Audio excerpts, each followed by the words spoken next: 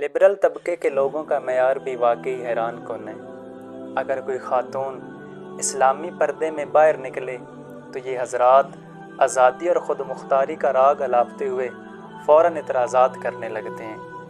ان کے مطابق پردہ عورت کی ترقی میں رکاوٹ اور قدیم روایات کا حصہ ہے، لیکن مزے کی بات یہ ہے کہ جب وہی خاتون بسوں، دفاتر یا جہاز میں بغیر پردے کے مردوں کے بالکل سامنے ہوتی ہے تو ان کے مطابق یہ آزادی ہے۔ گویا عورت کے پردے سے انہیں مسئلہ ہے، لیکن اسی عورت کا ہر محفل میں اور عوامی جگہ پر غیر محفوظ ہو کر پھرنا بالکل ٹھیک ہے۔ ان کی نظر میں خاتون کو آزاد تب سمجھا جاتا ہے جب وہ مردوں کے بیچ کام کرتی ہے، سفر کرتی ہے اور ہر جگہ ان کے طے کردہ معیارات کے مطابق عمل کرتی ہے۔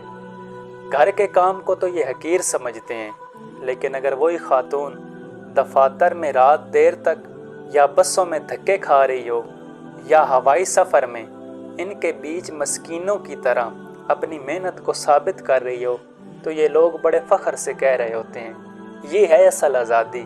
واہ رے واہ!